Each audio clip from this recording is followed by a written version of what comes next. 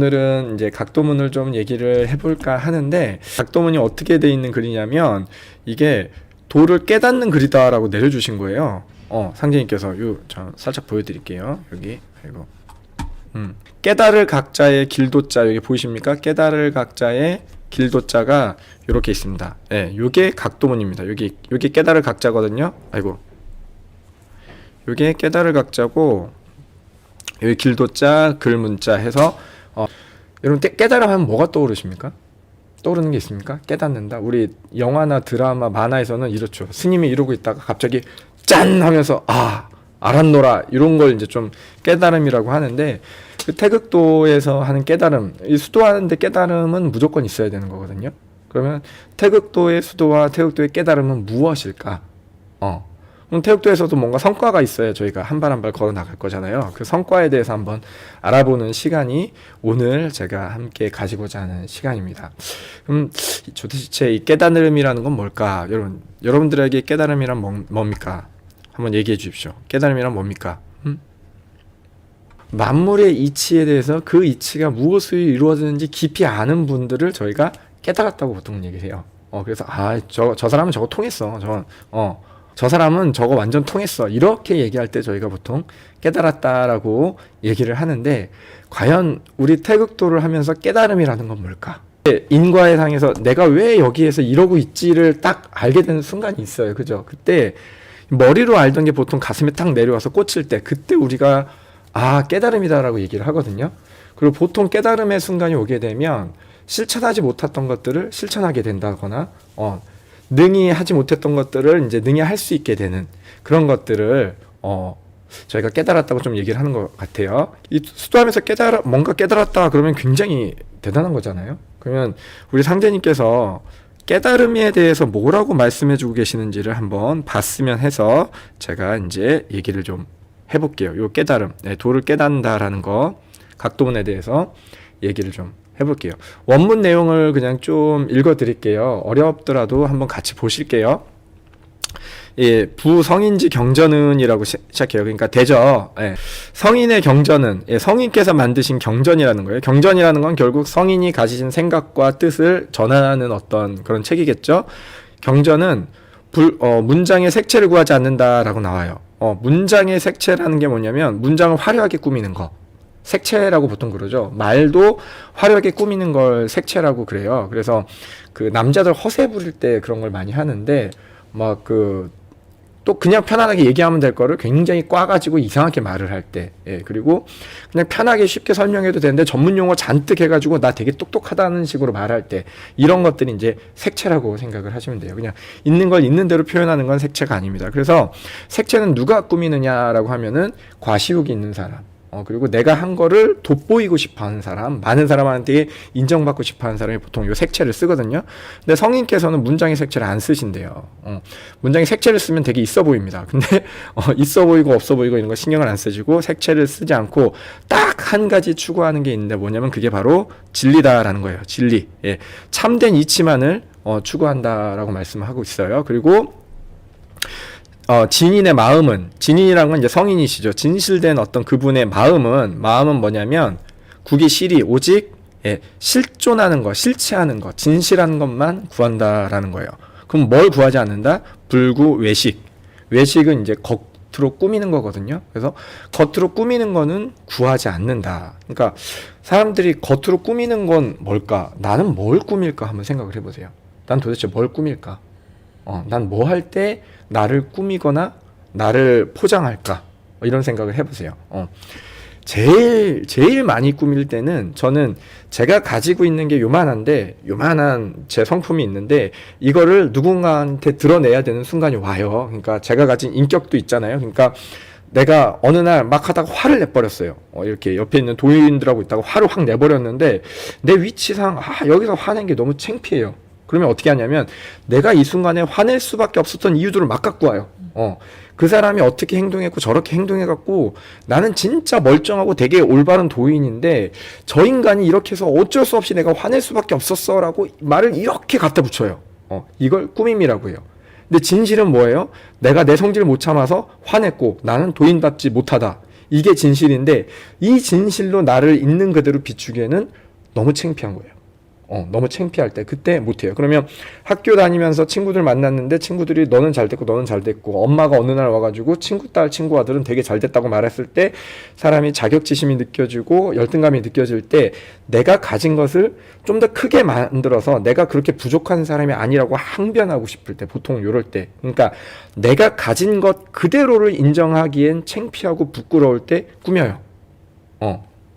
근데 진짜 성인들은 뭐냐면 내가 가지고 있는 그만큼을 어떻게 한다? 있는 그대로 정확하게 본다. 왜냐하면 실리를 구한다고 했거든요. 진짜가 뭔지가만 중요하지 이걸 꾸미는 거는 전혀 관심 밖이라는 거예요. 그러면 그렇지 못한 우리 같은 평범한 사람들은 진짜가 중요하지 않아요. 뭐가 중요하냐? 남이 나를 어떻게 보는지가 제일 중요해요. 저 사람한테 어떻게 평가받고 저 사람들이 날 뭐라고 여겨주고 이게 제일 중요한 거예요. 그러니까 뭘 하냐면 꾸며요. 그러면 도를 깨닫는다라는 글의 가장 첫 문장부터 뭐라고 하냐면 문장엔 색채를 구하지 않는다고 그래요. 그럼 문장에 왜 색채를 구하겠어요? 나 똑똑하다고 자랑하려고 글을 쓰니까 색채를 구하는 거예요.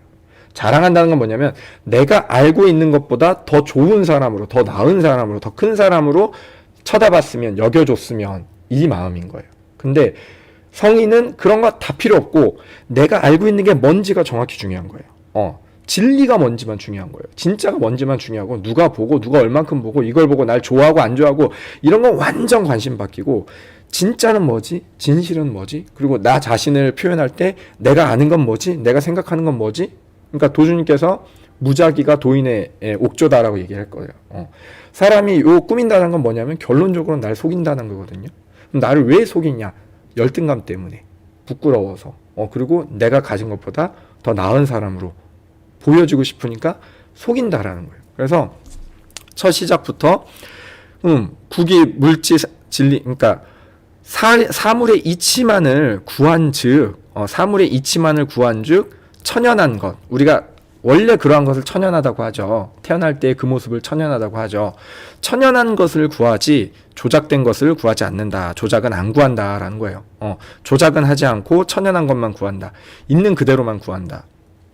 여러분이 수도하면서 도가 깊어졌을 때 나를 본다라는 표현들을 많이 하죠. 그 나를 본다라는 표현에는 이게 참 많이 들어있습니다. 뭐냐면 내가 진짜 얼마나 사람이었는지를 보고 내가 얼마나 날 꾸몄는지를 보고 창피한 순간들이 다 와요. 저도 수도하면서 가장 먼저 마주한 게 이 창피함이었거든요. 이 각도문을 저도 대구 지부에서 한번 발표했던 적이 있어요. 가가지고 전체 발표했을 때도 이 얘기를 가장 먼저 했었었는데, 창피하지만 저의 어떤 낱낱한 저의 상황을 얘기하자면, 제가 처음 100일 공부를 했을 때예요. 100일 공부를 하고 100일 공부를 이제 딱 나와야 되는데 99일 날 면담을 했어요. 면담을 딱 하고 이 면담을 하는데 이제 나가지 마라 이런 말이 이렇게 된 거예요. 하나도 변한 게 없다. 수도하면서 조금도 바뀌지 않았다. 나가지 마라. 이런 말씀을 딱 모셨을 때 안에서 화가 올라오는 거죠. 무슨 화가 나오냐면 이날만을 기다리면서 본부에서 99일을 참았는데 이제 나갈 날만 손꼽아 기다리고 있었는데 말씀이 그 수도한다고 공부한다고 들어가서 태국도 공부한다고 들어가서 나갈 날만 꼽았지 무슨 공부를 했냐라는 말씀에 할 말은 없어요. 진짜 할 말은 없어. 그러면 거기서 마주해야 될 제 자신의 모습은 뭐냐면 나는 입으로만 수다했다라는 거죠. 진짜 내가 도를 구하고 수행자로서 살려고 했다면 도 안에서 뭔가 깊어지려고 뭐가 됐든 내 인생을 다 던져서라도 상제님의 도가 진짜로 대단하고 제가 맨날 막 여기서 계속 얘기하잖아요. 세상 유일무이한 대도고 도를 만난 건 너무 행복한 일이고 이 도에 모든 걸 다 바치자 막 이런 얘기를 하고 있잖아요. 뭐 지금만 하겠습니까? 옛날부터 계속 이런 얘기를 하고 있었는데 이런 얘기를 막 하다가 공부 들어가서 공부하는데 제 모습은 뭐냐면 날짜만 꽂고 나갈 일만 나가서 좀 편하게 뭐 맥주도 한잔하고 싶고 뭐 놀고 싶고 딱 그때 콕 집어서 물어보시는데 지금 네 마음에 뭐가 있냐? 공부를 99일 하고 네 마음에 네가 지금 하고 싶은 거 뭐냐? 그랬을 때 보통 진짜 제가 수도를 했다라고 생각하면 도를 위해서 뭐 목숨을 던지겠습니다. 이런 거 있잖아요. 그런 거 상상을 하잖아요. 이제 제 길이 알겠습니다. 저는 이제 모든 걸 헌신해서 도를 가겠습니다. 이래야 되는데 진짜 내 마음 속에 있는 게 뭐냐면 진짜 창피하긴 창피해서 처음에 말이 안 나오더라고요. 이게 말이 여기까지 올라왔다 내려왔다가 말을 못 하겠어요. 너무 창피해서. 근데 진짜 내 마음은 놀고 싶습니다 였어요. 99일을 공부하고 있으니까 제 마음은 놀고 싶습니다 였어요. 그러니까 뭡니까? 진짜 제 모습은 뭡니까? 뭐 도를 세우고 싶고 다 거짓말이죠. 다 거짓말이고 그냥 되게 좋은 잔치에 발 하나 걸쳐놓고 태극도란 되게 좋은 게 있으니까 거기에 다리 하나 걸치면 어떻게 나도 되게 큰 성공하지 않을까라고 하면서 이렇게 하나 걸쳐놓고 몸은 거의 90%는 노는 쪽에 마음을 두고 있다가 1%만 걸치고 이렇게 가본 거예요.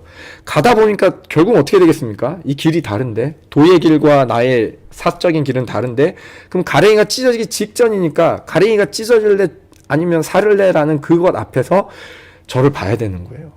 제 진짜 모습을 봐야 되는데 그 찢어지는 가랭이를 붙잡고도 저는 어떻게 말하고 싶냐면 저는 99일을 정말 정성으로 닦았고 100일 날 나가면 이제 제가 배운 거 갖고 도를 많이 펼칠 겁니다. 이제 사람들한테 정말 좋은 얘기를 많이 하고 좋은 영향을 많이 줄 수 있는 사람입니다 라고 포장하고 있는데 진짜 너가 뭐냐고 콕 집어서 물어보시는 그 말씀에 제가 할 수 있는 대답은 놀고 싶습니다 밖에 없었어요. 그 순간에 나를 본다라는 게 미친 듯이 비참합니다.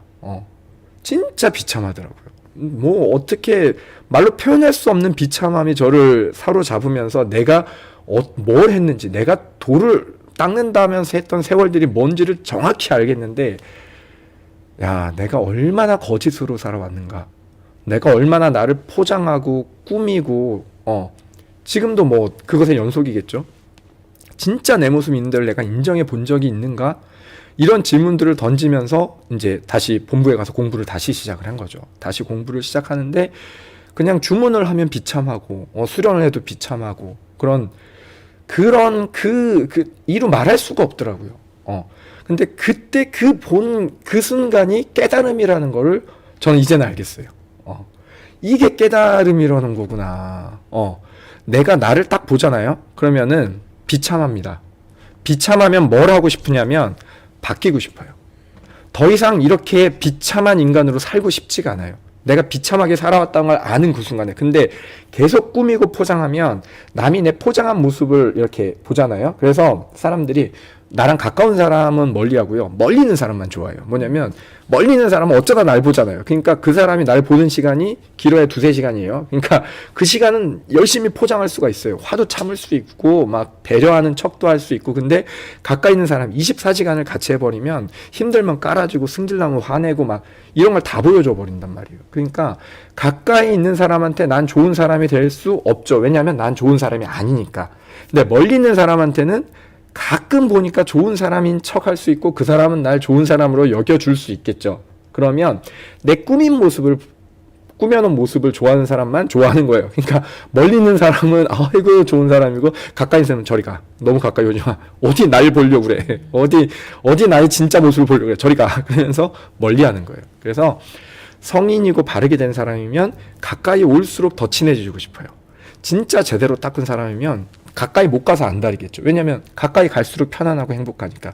근데 겉으로 꾸미는 사람은 가까이 올수록 싫고 불편해요.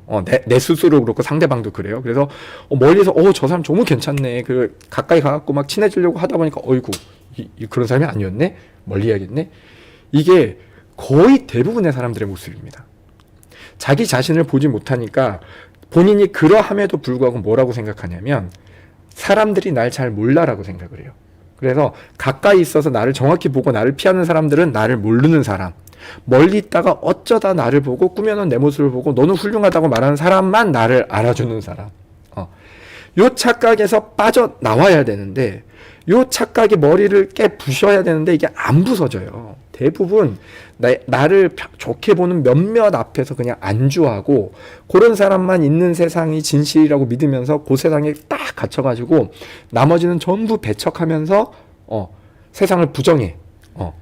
그럼 뭐냐면 진짜 세상은 그냥 진짜잖아요. 있는 그대로잖아요. 근데 나를 인정해주는 조그만 세상에서 산단 말이에요.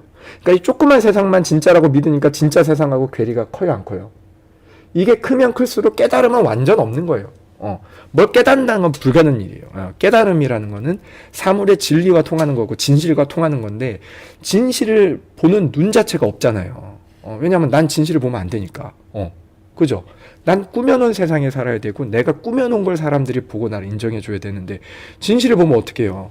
나는 비참하고 초라하고 노력하지 않은 이것을 낱낱이 이래서 사람들이 깨닫지 못하는 거예요. 그럼 진짜 깨달은 사람이면 내가 요만하면 요만한 것부터 시작해요. 아, 나 요만하네? 그러면 이걸 이만하게 늘려야 되는데 뭘 하면 되지? 아, 기도를 몇 번 더 모시면 되는구나. 이걸 더 크게 만들려면 어떻게 해야 되지?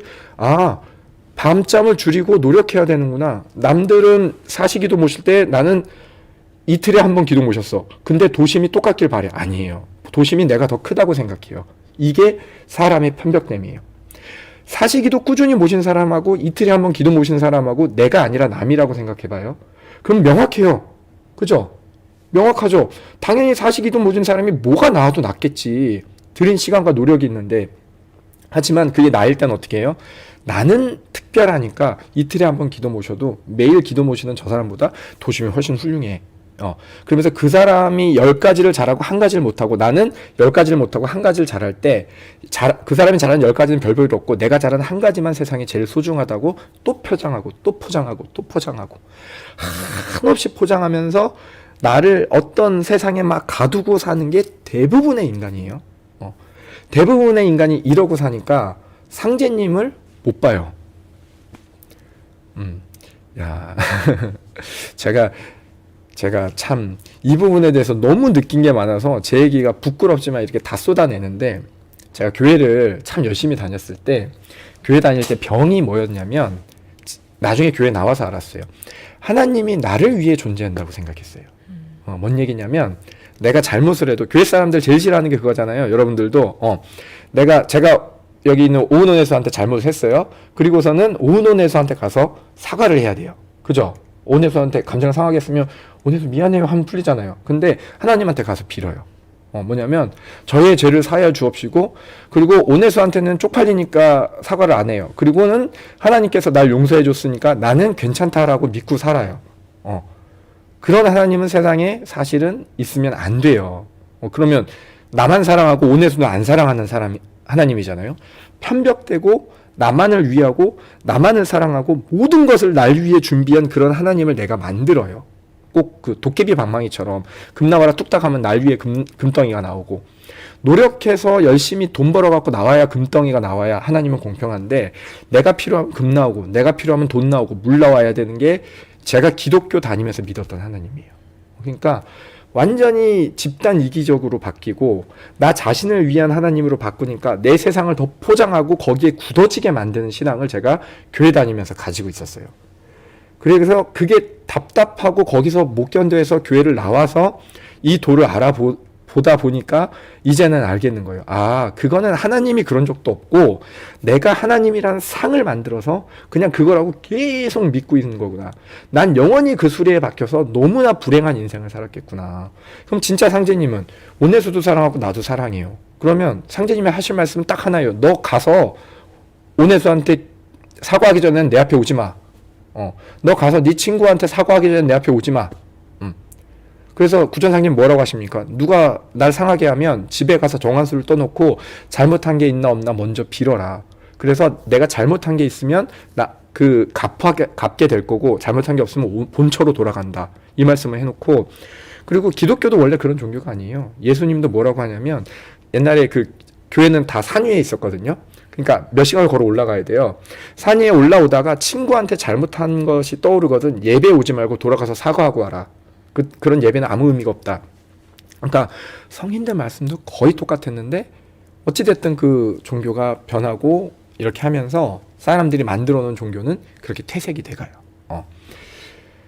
내가 상제님도 만들어 놓고 그러니까 우리도 지금 상제님을 믿는다고 하지만 정말 잘못하면 또 나만을 위하고 우리 태극 도인만을 위하는 상제님을 상상 속에 만들어 놓고 그런 상제님을 믿을 수도 있어요.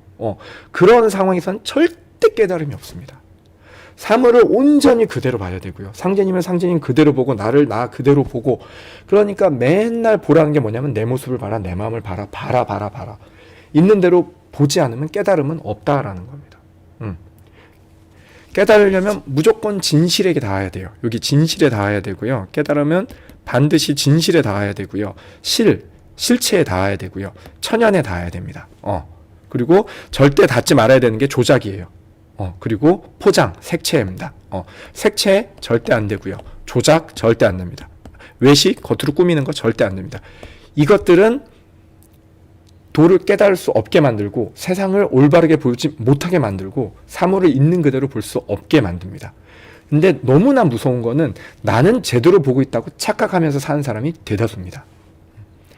웬만한 노력 갖고는 내가 가진 틀을 깨고 나오질 못해요. 이게 어미품 같은 거거든요.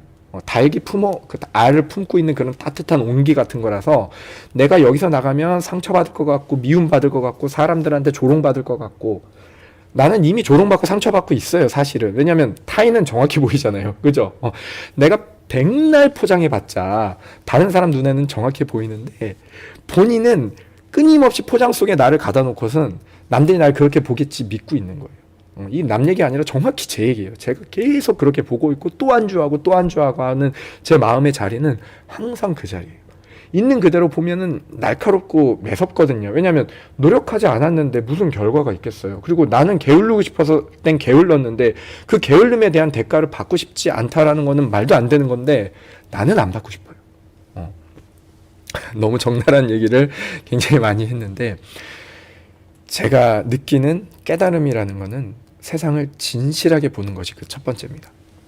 그리고 얼마나 내가 나 스스로 내가 처한 상황, 내 마음 이런 걸 진실하게 못 보고 있는지를 수많은 경험을 통해서 계속 봐왔기 때문에 이 얘기를 많이 드리는 거예요.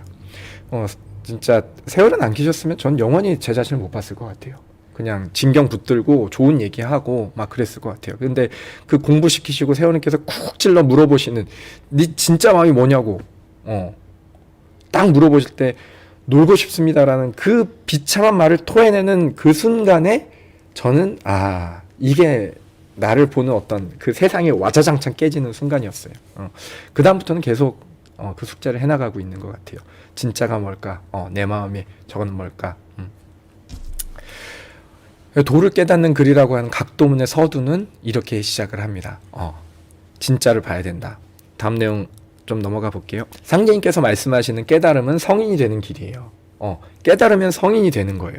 우리는 이렇게 앉아갖고 뭐 갑자기 딱 소리가 나고 짠 하고 머리가 열리면서 뭔가 짠 지혜가 열릴 것 같지만 지금 말씀하시는 거는 진실한 것을 정확히 볼 수 있는 그 눈을 그 마음을 봐라라는 말씀인 거고 여기서 성인은 명심달도이 이제 달도라는 게 마음이 밝아져서 이 도에 이른다라는 거거든요.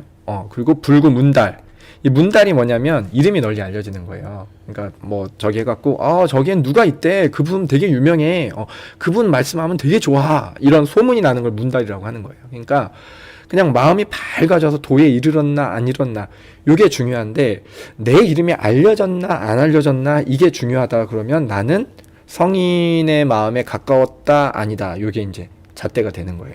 그러니까 뭘 했는데 이게 참 필요해서 딱 했는데 필요한데 잘 쓰였으면 됐다라고 편안하면 마음이 밝아지는 거고요. 내가 한 걸 누가 봐주고 있나 내가 누가 봐주면 기분이 좋아지고 신나고 누가 안 봐주면 처지고 요러면 문달이에요. 그리고 아까 한 번 더 나오죠. 서불구 문장색채 글에는 문장의 색채를 안 구한다 한 번 더 나와요. 여기서 문장의 색채라는 부분은 그냥 모든 것의 꾸밈이라고 그냥 이렇게 받아들여 보면 좋을 것 같아요. 그리고 의 불과 능나야 이게 비단능자거든요. 그러니까 비단 옷을 입지 않는다라는 건데 그런 거 있잖아요. 마음이 저거에도 이제 나는 그래도 그랜저나 제네시스 같은 걸 타야 마음이 편하다. 아니면 옷은 뭐 잠바는 노스페이스 정도 입어줘야 편하다. 이렇게 다른 사람이 내 옷차림이나 내가 입은 것, 내가 든 가방 이런 것들을 신경을 써요. 그러니까 명품 그러잖아요. 근데 이건 정확히 아셨으면 좋겠어요. 도인은 의관정제라고 해서 공식적인 자리에 갈 깨끗한 정장 요거 한 벌 정도는 분명히 고급스러운 게 있어야 됩니다. 왜냐하면 우리는 격식을 가진 행사에도 참여해야 되고요. 그래서 깨끗한 정장 한 벌, 그러니까 격식에 맞는 옷차림 한 벌 정도는 비싸더라도 반드시 있어야 됩니다. 저는 그렇게 생각합니다. 그리고 그 외에 낭비는 없어야 되는 건데, 아예 도의는 그러지 말라고 누더기밖에 없는 분들도 계세요. 도의는 검소해야 된다면서. 그러면 상제님이 계신 공식적인 행사가 도인으로서 참여할 때 상제님 얼굴도 좀 깎이거든요. 이제 집안이 너무 가난해서 아예 없는 분들한 뭐 요런 것들은 아니고요. 그런 것까지는 아닌데, 내가 여유가 되는데 누더기만 있으신 분들 그러지 마시고요. 한 벌은 반드시 상제님의 어떤 이름이나 우리 태극도라는 이름으로 해야 될 어떤 공식 행사가 만약에 있다면 그때는 반듯하게 입을 수 있는 한 벌 정도는 저는 꼭 있었으면 좋겠어요. 이관정제는 꼭 했으면 좋겠습니다. 하지만 낭비, 내가 겉모습, 내가 입은 옷으로 남한테 보여주려고 하고, 내가 든 가방으로, 내가 타는 차로 이런 걸로 보여주려고 하는 거, 이거는 아니다. 문장자는 여기 색채를 구하는 거거든요. 문장의 색채, 그러니까 꾸미는 걸 구해주는 사람은 성인지 신법이 난득이다라고 돼 있어요. 그러니까 성인의 마음의 법을 얻을 수 없다는 거예요. 여기 얻기 어렵다라고 돼 있는데, 이거는 우리 같은 수준에서는 그냥 불가능이라고 보시면 돼요. 그러니까 아예 성인의 마음을 얻는 방법이 불가능하다. 꾸미는 사람들은. 자, 그 외식자는, 외식이라는 거는 비단 옷 같은 거 입고 좋은 차, 좋은 가방 들어서 겉으로의 내 모습만 신경 쓰는 사람은 성인의 진실, 성인이 참되게 말하는 바를 난득이다. 얻기 불가능하다. 이렇게 말씀하시는 거예요. 그러니까 여기서 대제다 이제 감탄사거든요. 얼마나 이 크고 놀라운가. 성인지 도덕이요. 성인의 도덕이라는 건 얼마나 크고 놀라운가. 상제님께서 이 감탄사를 말씀하시는 부분이 여러분에도 감탄으로 오십니까? 네. 참된 것을 바라보라라는 그냥 그 말씀인데, 이 몇 문장의 한자 속에서 우리가 왜 세상의 진실을 보지 못하는지, 왜 깨닫지 못하게 되는지를 정확히 다 설명을 해주고 계시는 거예요. 이래서 우리들은 성인의 마음에 다가가지 못하는 거였고, 성인의 진실에 다가가지 못하는 거예요. 막 크고 어렵고 너무 멀어서가 아니라 내가 끊임없이 날 꾸미고 있으니까 진실을 잠시도 볼 수가 없는 거예요. 그러니까 우리 수도는 진실을 보는 것부터 시작이 돼야 돼요. 그러니까 계속 나를 보는 거예요.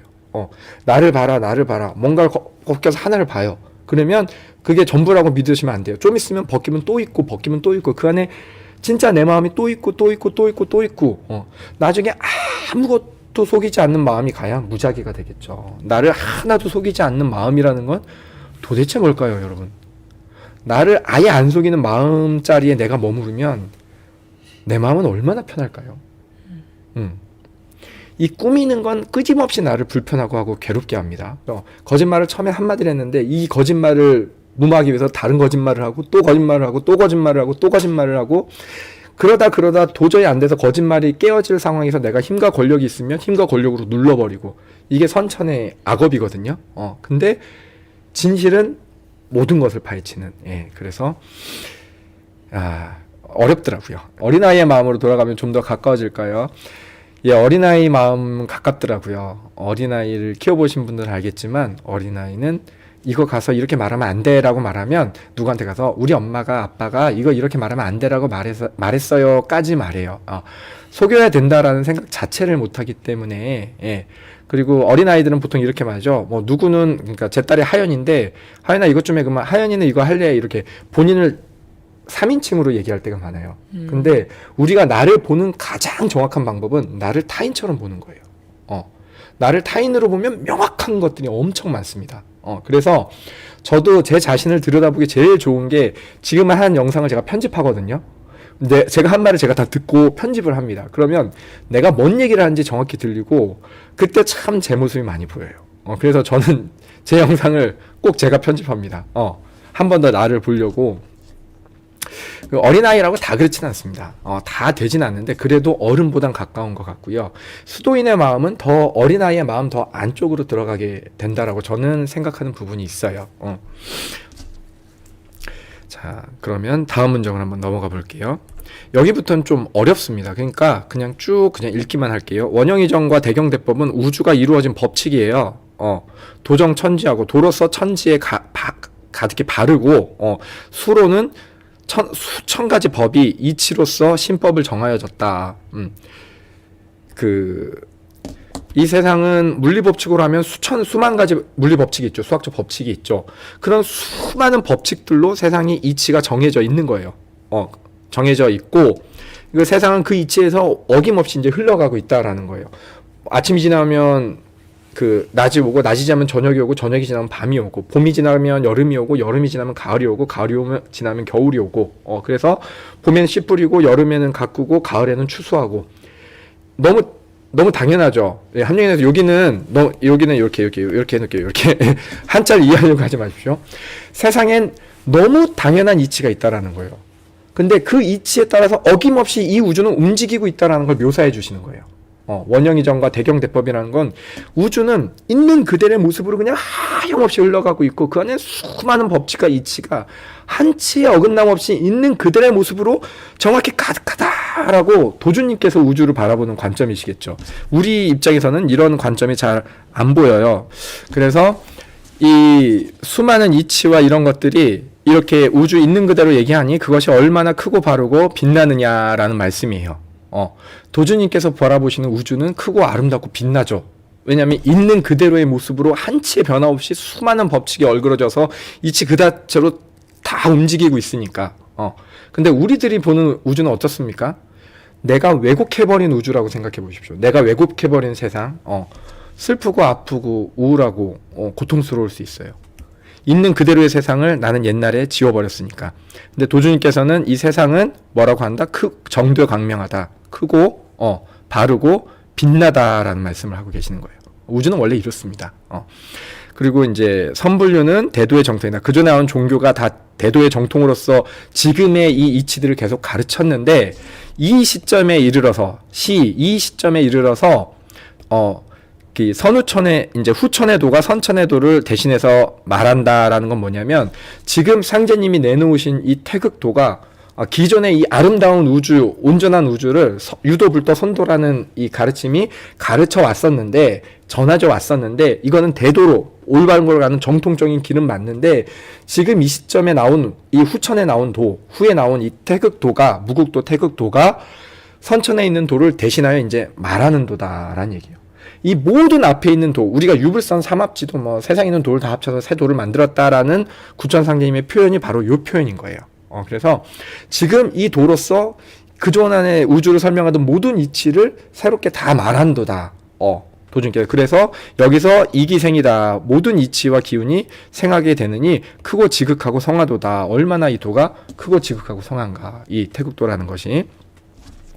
자, 유아 본교 후학은, 나의 이 교를 받드는 후학은, 여기 이 누굽니까? 우리들이죠. 이승대덕하고 이 큰 덕을 일으키고 이광대도하고 이 대도를 빛내며 이용대업하여 이 대업을 일으켜서 청하 5만 년의 용화 선경에 한 사람 한 사람 다 참여하게 되면 천만다행이다. 얼마나 다행한 일인가. 얼마나 대단한 일인가 얘기를 하시는 거예요. 사물을 바로 볼 수 있는 이치, 사물이 왜곡되어 있지만 그걸 바로 보는 이치, 그 모든 이치를 가르쳐주는 게 유불선도라는 거고, 이건 우주에 있는 그대로를 계속 설명해 왔는데, 지금 나온 이 도가 그 모든 걸 대신해서 이제 지금 가르쳐 주신다. 그러니까 여기에 참여하면 얼마나 다행이냐.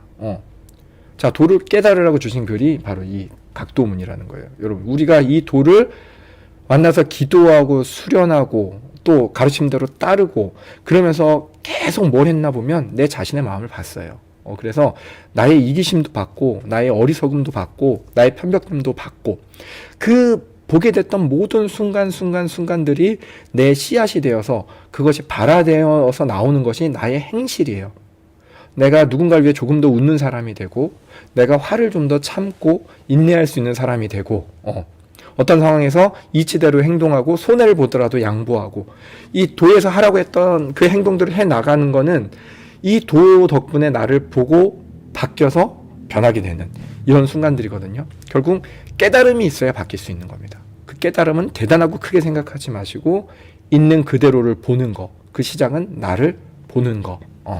이게 도주님께서 말씀하신 깨달은 글, 각도문이라는 글입니다. 한자라고 너무 어렵게 생각하지 마시고 그냥 여러 번 읽으시면 또 다르고 또 다르고 그렇습니다. 다 이해하지 못하시더라도 그냥 그냥 느껴지시는 바는 분명히 있으실 거라고 봐요. 그래서 도주님께서 이제 이 각도문을 저희에게 내려주고 계시다. 자, 우리가 그래도 진경 공부 시간이잖아요. 그러니까 진경에 대한 내용으로 잠깐 좀 넘어가 볼까요? 자, 이제 3장 내용을 저희가 하고 있어요. 그래서 3장 내용을 보면 도주님께서 이제 이런 공사를 하고 있습니다. 그래서 뭐 1단계로 무국대도라는 말씀도 해주시고 진법주를 바꿔서 구천응원 내송법 천종 강성상제님으로 했고 성골 모셔왔던 얘기 제가 이렇게 말씀을 해드려서 성골 모셔오고 3년상 지른 상망도수까지 말씀을 좀 드렸어요. 그런 다음에 이제 현무음해도수라고 해서 저기 보청교한테 큰 해를 당하는 도수, 그래서 구천상님의 성골과 돈을 약간 그들이 훔쳐가죠. 그런 다음에는 이제 서울도수를 보세요. 서울도수 조선 영토 세계 전역으로 이제 일갑이 지나면 세계에서 큰 소리가 나리라 해갖고 그 일갑이 지났을 때가 1984년, 이거 이경석 불행이 그 한번 교화를 해주셨는데 그 기도 시간에 못 들으신 분들은 그래서 이 다음에 일어나는 게 1986년 아시안 게임, 그리고 1988년 이제 서울 올림픽이 열리면서 세계인들이 태극이라는 것도 보고 서울이라는 것도 보고 그 되게 인상적인 게 그 88 올림픽 시작하는 장면 모르죠? 태어나기 전인가요? 네. 그렇구나. 그때 큰 북을 꿍꿍 치면서 시작을 해요. 태극 북 정중앙에 태극이 딱 있고요. 이걸 꿍쿵 치면서 시작을 해요. 그리고 제가 영상을 만들다 보니까 이게 딱 왔었는데 그 다음에 이런 큰 행사가 이제 우리 2018년도에 평창 올림픽 동계올림픽을 했거든요. 하계올림픽, 동계올림픽의 시작은 이따만한 종이 땡 하고 울리면서 시작을 해요. 우리 치성 때 보면 북 쿵쿵쿵쿵 한 다음에 종을 땡땡 치거든요. 꼭 그런 게 연상이 되더라고요. 그래서 실제로 서울에서 큰 소리가 나고 그 해에 전도문을 하교하시는 거예요. 세상이 태극이 알려진다라고 말씀하신 그 해에 전도문을 하교하시게 됩니다. 그리고는 이제 도장을 얻게 되는 무국도 도장을 얻고 짓는 공사들이 쭉 지나가요. 이 나폐지 도수도 나중에 요거는 제가 한번 좀 길게 설명을 드릴게요. 그렇게 지나가게 되고 그다음에 무국도 취지서 했던 거 기억나죠? 그 신조, 강령, 요체 그리고 도규라는 것을 정리해서 공표를 해주십니다. 그래서 도규도 제가 도인분들한테 한번 말씀을 해드렸어요. 그래서 도주님의 소원 성취를 비는 우리들의 마음, 도주님의 소원은 결국은 도인들의 도통과 일반 모든 만백성이 선한 길로 가게끔 이끄시는 것이 도주님의 소원이다. 그 얘기를 했고 우리가 올리는 치성 절차 기도 법식 요때 막 얘기를 해주십니다.